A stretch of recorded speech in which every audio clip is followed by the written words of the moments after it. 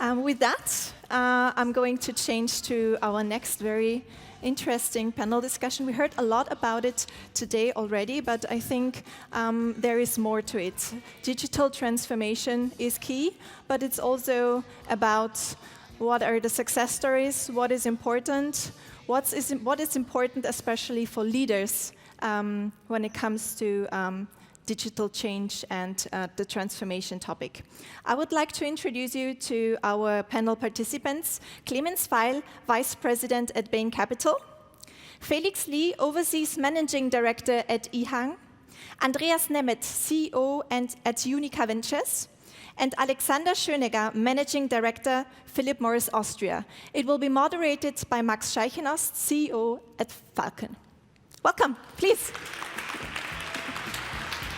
Don't be shy. Hello. How do we see it? Follow this one? I think so. Okay.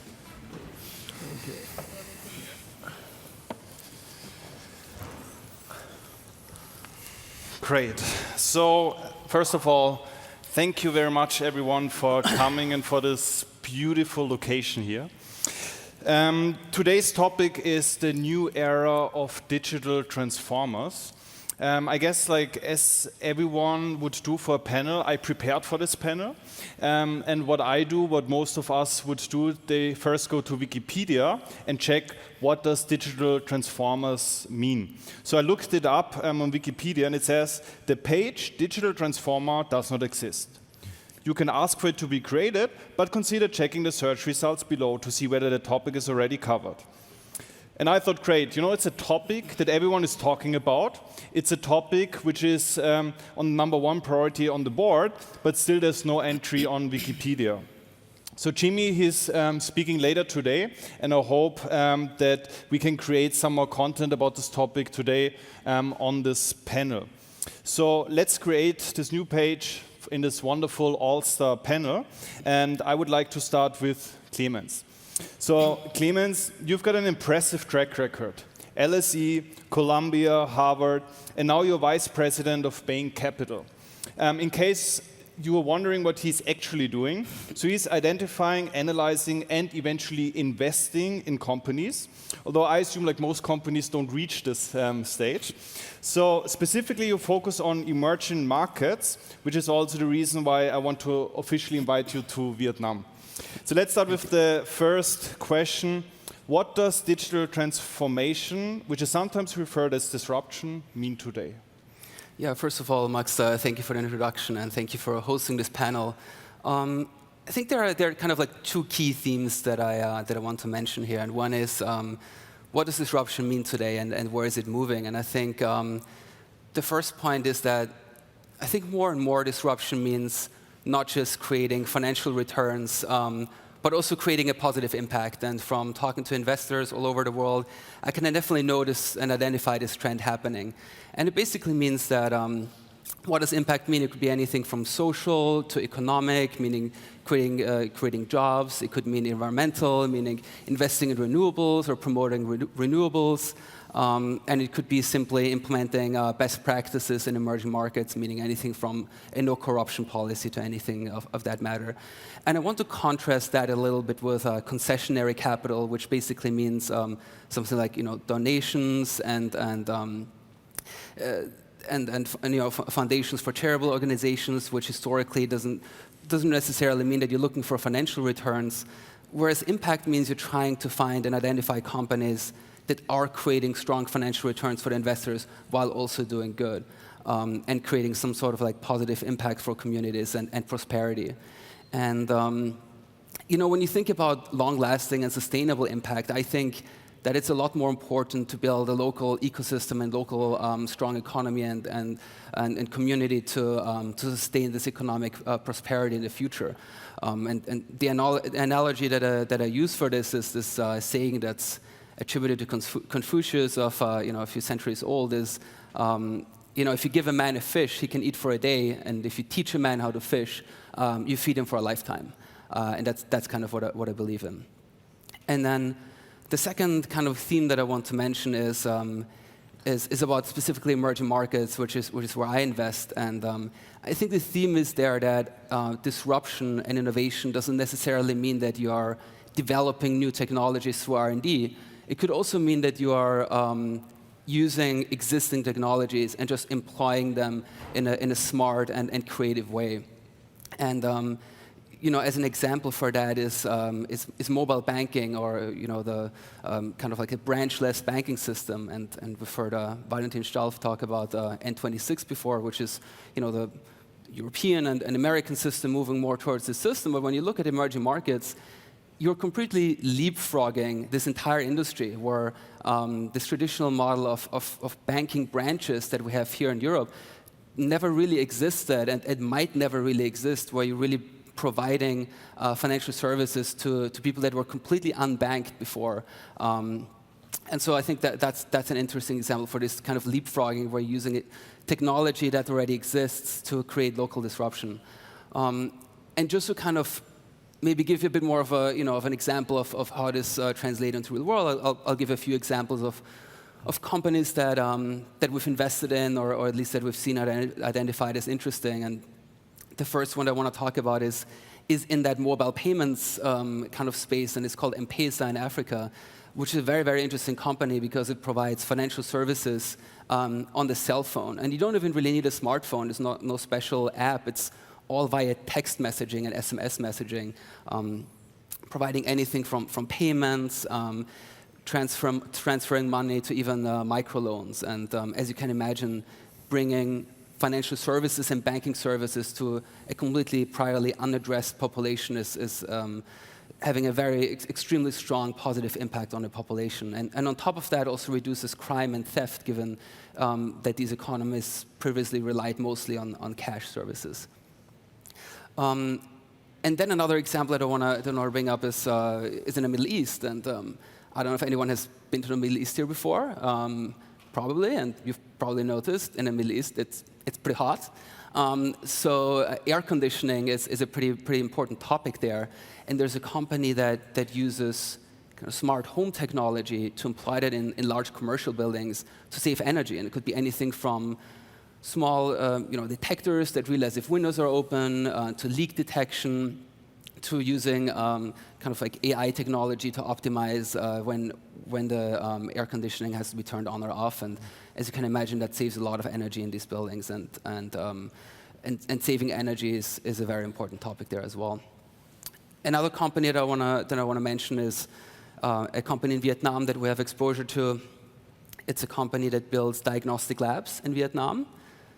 And just to give you kind of an example of how this industry works there, it's very hard for most of the population to get diagnostic tests done. And diagnostic tests can be, for example, a blood test. But it's very important because Vietnam is dealing with a kind of a healthcare crisis in hepatitis. So it's increasingly important to get people first diagnosed and then treated. And diagnostic tests are basically only accessible in the large cities, in the large government-run hospitals, and in small, expensive private clinics. So unless you're extremely rich or you live in one of those urban centers, you don't really have access to it. So what this company does, it builds small kind of like testing centers all over the country that are efficient to run, and that allow the tests to be done there, and then the specimens are sent back to the central location for testing, and then the results are sent back. It's kind of like a hub-and-spoke system. And this creates significant impact for the population, as in providing quality healthcare to the population, providing a large part of the population that just didn't have access to before to actually get access to this. And then in a similar example, also kind of using this hub-and-spoke system in the education space, there's a company in Brazil that I've invested in the past, and one now in Asia that has a very similar model, is telelearning or distance learning. And if you think back to high school times, and I apologize if it wasn't a fun time, so maybe then don't think back, but otherwise, you're sitting in a class with like 25 people, you have one teacher, some of your teachers are great, some of your teachers are terrible. So wouldn't it be great if you only had good teachers? And what this system does is it identifies the best teachers, gives them a platform, and records them and broadcasts them to hundreds of schools all over the country. Brazil is a huge country, obviously. And not only does it incentivize good teachers and gives them a scalable platform, it also provides education to a large part of the population that just didn't have access to education in the rural areas of the country. And that, also given the technology and innovation here, in a very efficient way that also allows them to access it at an affordable rate. So just to kind of like sum up these examples, it's, I think those are all examples that show disruption, meaning not just financial disruption, but also social disruption.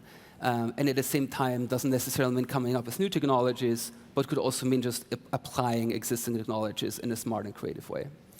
That's amazing, thank you. And I guess this can be considered capitalism 2.0.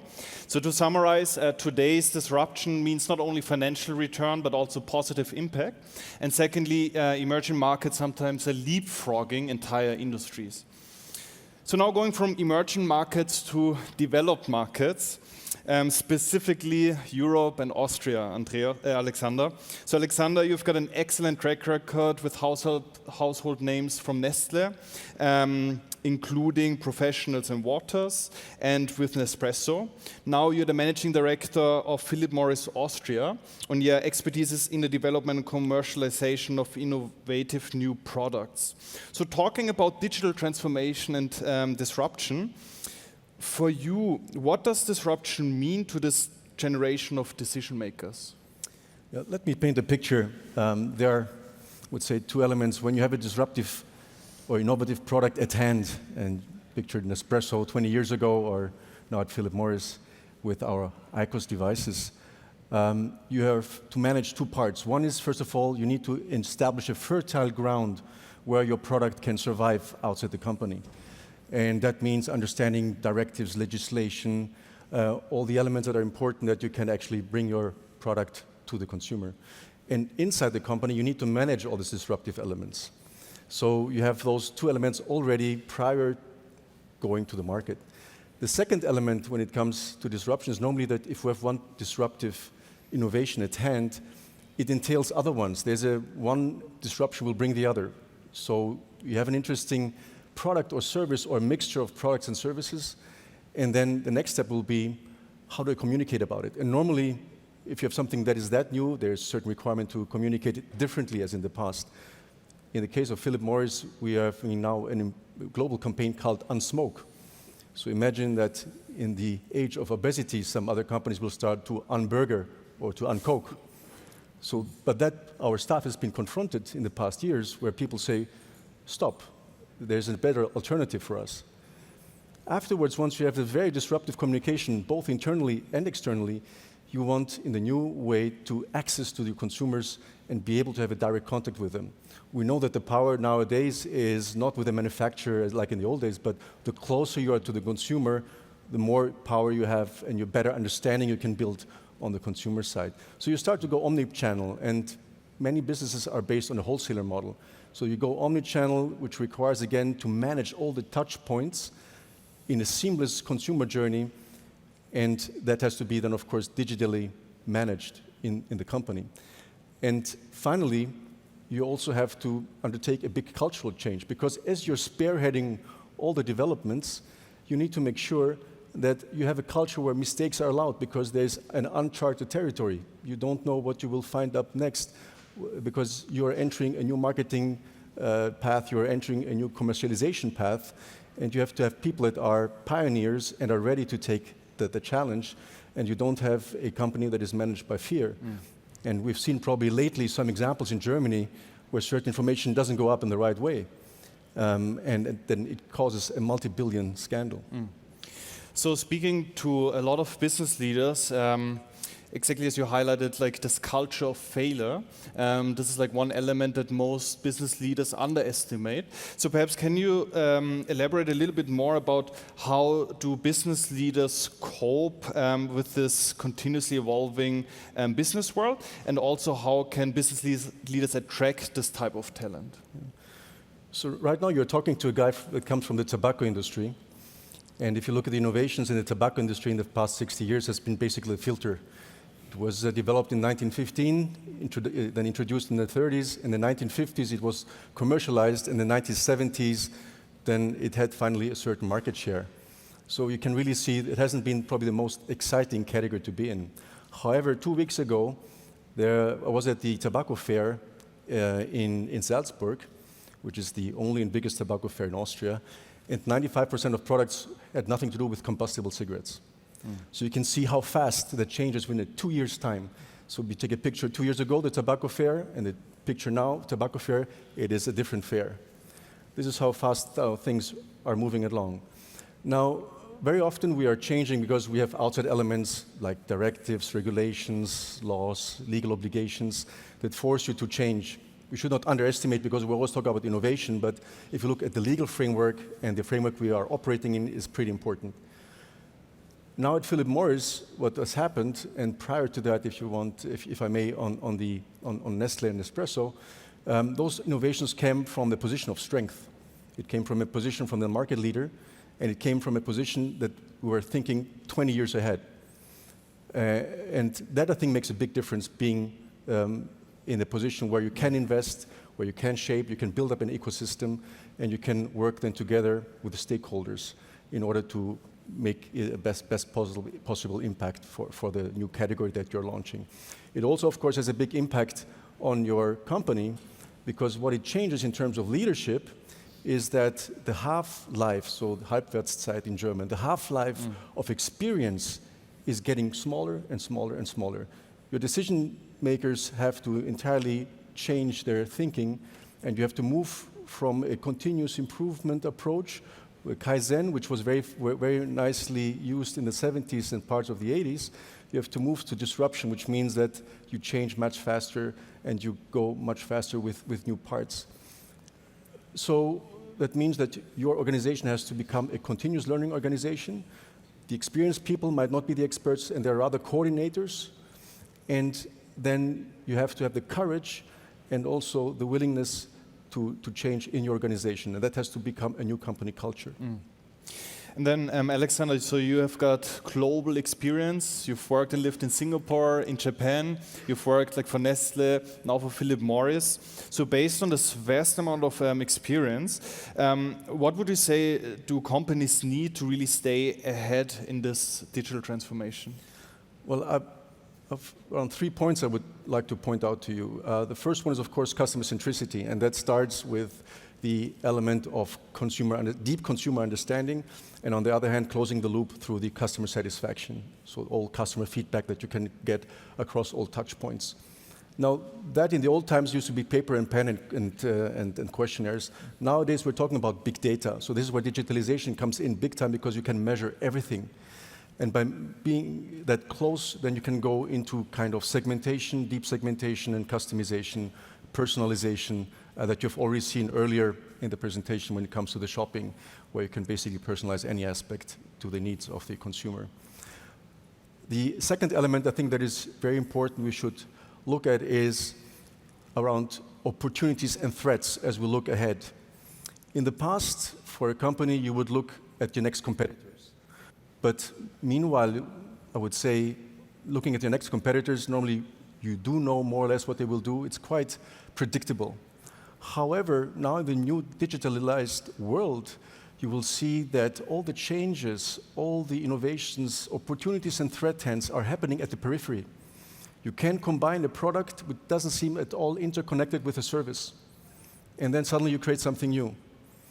So it will be very important in order to understand, to anticipate those opportunities and threats, and you must look far beyond. So the simple still will be your direct competitor, but there are much more interesting things potentially happening in Silicon Valley or in other parts of the world, and you need to have this understanding how those things could be eventually interconnected, either because it may pose a threat to you or because there's an opportunity you want to grab it first. The third part is about acceleration. Acceleration has the element of exponentiality. And I think you need to manage that in the company, because there won't be a day that is as slow as today. Tomorrow will be faster, and afterward again faster. And everything has been in our minds quite linear. And it means, how do you change your organization? You need to move, and we are moving now from the silo of the functions into a project-based organization where you have small teams that are immediately looking at issues, solving them. You have fast-forward methodology to be able to respond fast to the new changes that are happening in the market. These are the 3 Great. points I would share. So digital transformation, the main points, being consumer-centric, competition, there are new boundaries, so there are interconnected points, and obviously acceleration and being faster. So going from more the corporate world to something in between. So Andreas, so you've been part of this very ambitious, innovative initiatives from Unica. Also, you've built up the team to invest in startups in 4 ecosystems, which is fintech, health, mobility, and home.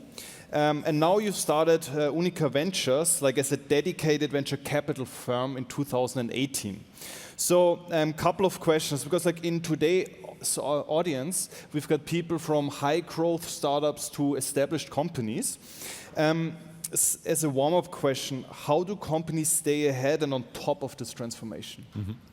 So actually, I think the topic of digital transformation obviously is a topic for each and every industry. And whether you look at banking, insurance, healthcare, it's an issue everywhere. So it's actually a story that I can share with you, which actually is also a very personal story for me, because I started 20 years ago working in banking and then moved on into insurance, and now I'm really looking into industries which are actually adjacent to what we've been doing as Unica Insurance Group over the last 200 years. So actually changing a successful company that is 200 years old and turning it into a digital transformer is really a challenge of its own, because we are a very successful company. And this maybe in mind, we've actually decided to let the core be as successful as it is since many, many years, and actually further optimize that. But beside the optimization and becoming more customer-centric, being more efficient, actually also being an impactful company, really making a huge difference to our existing customers, we have to look beyond that. We have to look into the lives of the 10 million people that we are serving now and think, what can we make a difference in their lives in 10 or 20 years? And how can we actually master that and stay relevant for these 10 million customers in 2030 and onward? And how can we deliver value to them, which are in services that are beyond what our offerings are at the moment? And this is why actually Unica Ventures, and you mentioned it before, was actually created as a unit separate from the corporate core, just for one basic idea or one reason. Because we want to actually turn that opportunity that we see with all the industries changing into a real opportunity that we can exploit at Unica, with a unit that is actually allowed to explore, to experiment, to actually also fail, which is actually not the typical set of rules that you would have in insurance. As a regulated industry, you are not allowed to make to fail. Our regulators wouldn't love to see it if we experiment with 10 million customers and look for new businesses. But there are so many opportunities, and Unica Ventures is all about actually being open to totally new ideas beyond our corporate core, having a culture that is totally different from a traditional insurance operational excellence perspective, and really looking into the unknown, into businesses that are actually serving our 10 million customers, not today, but maybe in 10 years' time, and actually turning a company with 200 years history into a company that has another 200 years of bright future. Okay, so Clemens, he was talking about like emerging markets and what's happening there, where sometimes they leapfrog entire industries. I guess like in this audience today, it would be interesting to also learn what can, like, because Unica is very innovative in this space, what can incumbents learn from new entrants, startups, and digital transformers? Yeah, very good question, and I think it's really combining both, combining what we as Unica Insurance Group with a 200 years tradition, knowledge and experience, can really learn and combine in collaborating with startups. And we do that since many years now. We have actually a really long history of being innovative. I mean, we were created in 1811 as a small company in Austria. We have now 10 million customers. When we were founded, it was 18 years actually before the combustion motor was invented. And healthcare was totally different back then. So we actually have a tradition of adapting to changing customer needs. But I think startups are even ahead in that when it comes to really rapidly thinking about new opportunities, about testing new ways of serving our clients.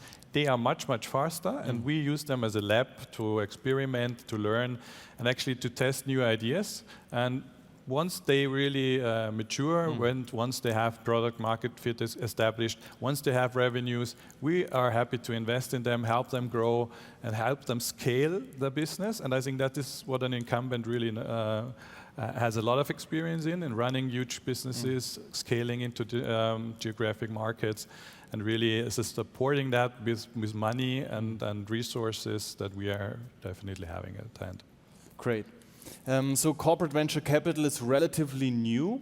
So we talked outside a little bit about examples. I think it would be interesting for the audience also to hear what are like examples where it has worked, but also what are examples where it didn't work, and perhaps you can elaborate on this a little bit. Yeah, I think the concept of corporate venture capital, so that corporates are really setting up funds to invest in startups, to work with them, to help them grow, is a concept which is internationally quite established. But I think we can consider ourselves pioneers here in Austria and Central and Eastern Europe. I'm happy to see that more and more corporates are open to that and have starting initiatives as well. And still there is a learning journey. We started 3 years ago. We also had a lot of learnings. When you put together corporate managers with startups, you know, it all starts with 10 people from the corporate sitting opposite of 2 people from the startup. And they feel somehow offended. Why only 2 people are there? Don't they show us respect? No.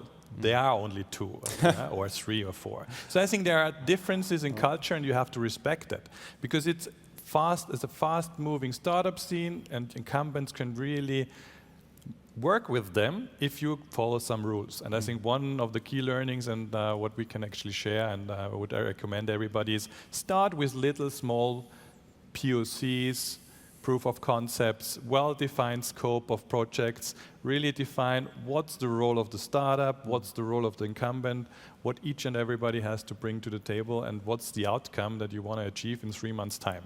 If it's not possible in 3 months' time, don't even start with it, because then it's actually not a project any startup would like to pursue. So to summarize, it's start small, understand each other, but like once it works, then like all the benefits of the corporate environment can help. Absolutely. Yeah. Great. Then Felix, welcome to Vienna. So Felix, he is EHang's specialist for cross-border investments, industrialization, projects and businesses.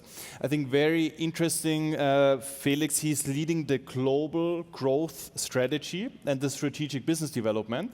And in fact, he is now in the midst of moving to Vienna, because Vienna will be one of the headquarters for Europe. So Felix, talking about your company and about urban air mobility, which is now big in the news. So what is your vision in the globally emerging urban air mobility industry? Thank you for the invitation. And EHang started urban air mobility, the first EHang 184, we released in the Los Angeles, the CES 2016. And since then, we have now the fully developed product portfolio and also an ecosystem to provide for the short distance with the concept of the multi-copter.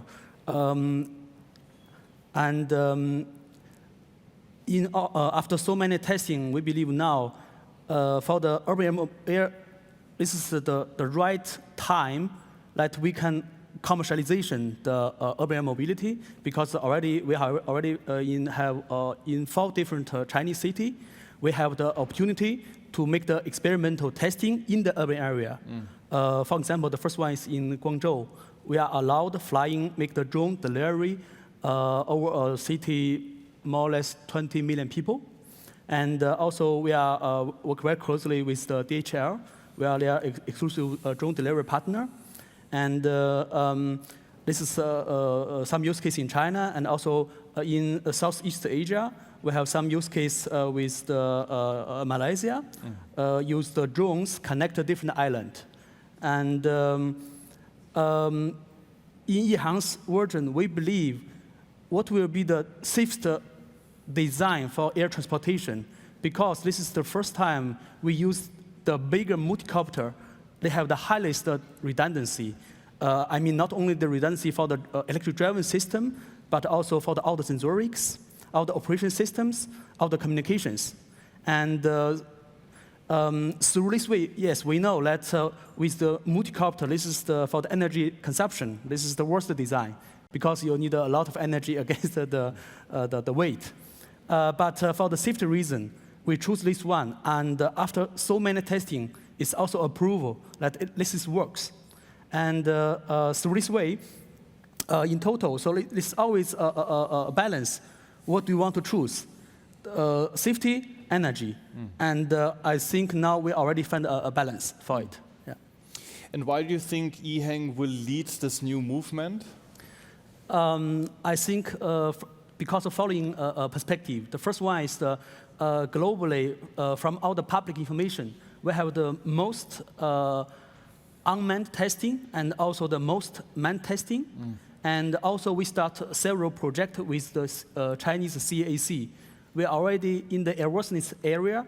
We're starting work very closely with them and setting up the new certification procedures. How shall we certify this kind of UAM, the autonomous air vehicle? And also the last one is, with a lot of local partners, we try to figure out what will be the right business model for urban air mobility. Shall we use the ownership? Shall we use the sharing concept? Shall we talk with the company like Uber, or shall we run it as the own operator? We have a lot of simulation, and furthermore, based on our knowledge, based on our technical know-how, the development of the business, we're all testing different business type, model in different countries. And through this way, we believe then we have the opportunity to leading the industry. Great. Then talking about the ecosystem, when do you think we will really achieve it, or when can we expect that you fly in Vienna? This is a very difficult question, because if we talk about the ecosystem, we need to talk about the infrastructure, we need to talk about the vehicle itself, we need to talk about the telecommunication, we need to talk about the identification and the security, we need to talk about so many different things.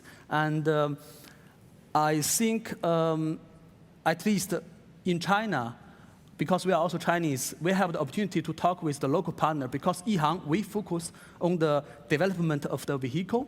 We focus on the UAMs, the integration to air traffic management system. And through this way, we are also worked very closely with our other partners to setting up different pilot projects. In the first steps, this pilot project maybe only in a cut space and a block, only maybe 10 kilometer, 2 kilometer, and up to 1 kilometer high. And then this is a closed area. After this, a lot of testing, we let some other vehicles, some different drones come into this space and testing how they work, how they talk with each other. And after that, we expand this space to the whole city. So this is our experience in China and also in some Asia country. I believe for the European country or for US country, we believe our role as Yihang, we are a system solution provider. Meanwhile, we need the local partner who have the know-how to provide different value chain and even the supply chain for us. For example, one of our most important partners is the FACC. They will make the assembly and the production in Austria for us. This is one, I believe, till now, this is one of our most important partner because it means this is no more a prototype. This is the beginning of industrialization production. Of course, we need to also work very closely with the OS control and also EASA, who give us the airworthiness and also certification.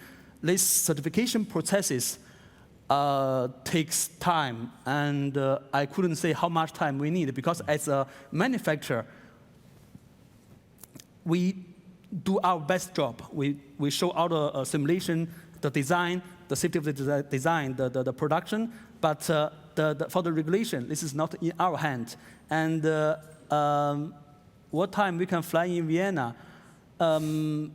Because we have already some calculation in China. For example, compared to the helicopters, the normal, in the life cycle of the helicopter, you need the pro flight hour is more or less $2,000.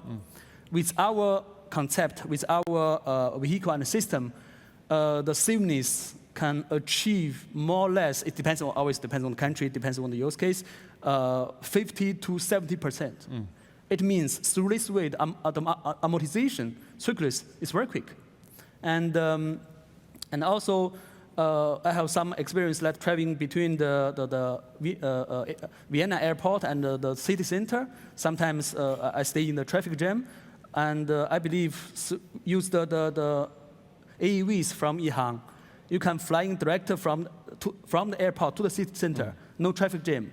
And of course, the people will ask, if in the future there are so many drones, what happened to the traffic jam in the sky? So I think in this point, we need to think this is three dimension. The most of infrastructure, the most of city design, the most of traffic design turned out today, we think only 2Ds. Now, this is the time we need to think about 3Ds.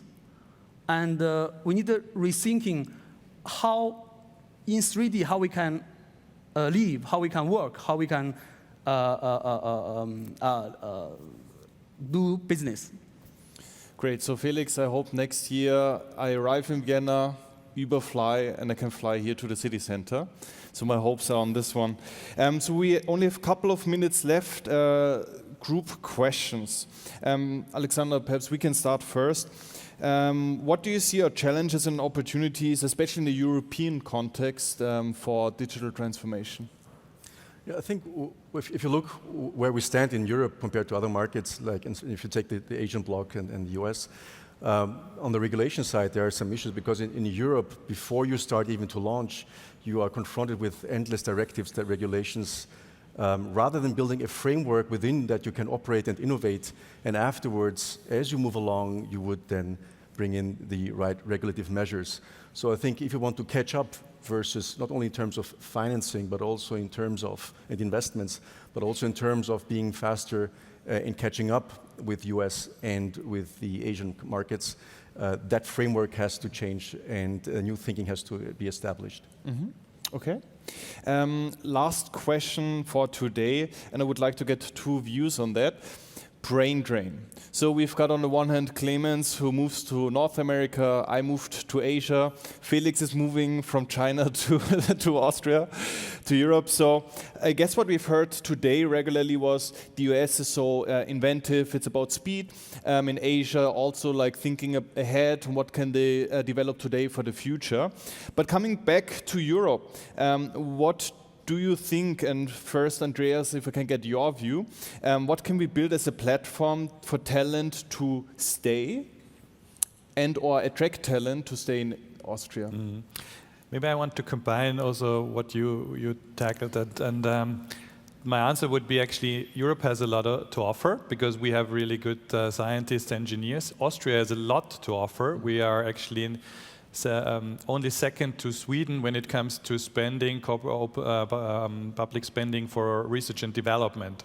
We have a lot of grants, so there is a lot actually we can have at hand already. But what we really have to make sure, and this is a European challenge and Austrian specific, is really provide the environment that we actually can really be the innovators, to turn the new technologies, the new ideas into applications and really produce them here and have people come to Austria and manufacture their great new applications here in Austria, and I think, or in Europe in general. I think that can only stop the brain drain if we can be the innovators and not only the inventors of new things. Yeah. Right. Felix, you asked me outside, can I be honest or diplomatic? Please, your brutally honest answer. Yes, I think in my in the last I spent almost 20 years in Europe and also with the different countries. I believe my feeling is I met with so many great innovators. A lot of ideas come from Germany, come from Austria, come from Belgium, Netherlands. But the most company I met, they have the problem to make the idea to a product, to make the product to a commercialized business. And I think we, as a foreigner, my understanding is that there's enough smart head, and also the education is unbelievable good. But to make business easy, to open the regulation, to make let the young people have the opportunity to the entrepreneurship, and also try some new thing, and have the opportunity to try some new thing, and also get enough funding from public, private, whatever. This is what's from my experience is not really strong enough from European Union or from the country I visit. Also, I believe that, for example, a very concrete example, that the Linz AG, they try to make Linz, in European, the first urban air mobility cities, commuting in the cities next year. I know we were facing a lot of regulations, authorization problems, issues, but we have this kind of company, they are ready to try something new. We do our best. And also, I think in the future, if more and more companies give the small company or startup an opportunity to try their ideas, give them the support, give them a platform to try something new, this will be perfect. Yeah. So everyone, please, big applause for the all-star panel about digital transformation. Thank you very much. Thank you.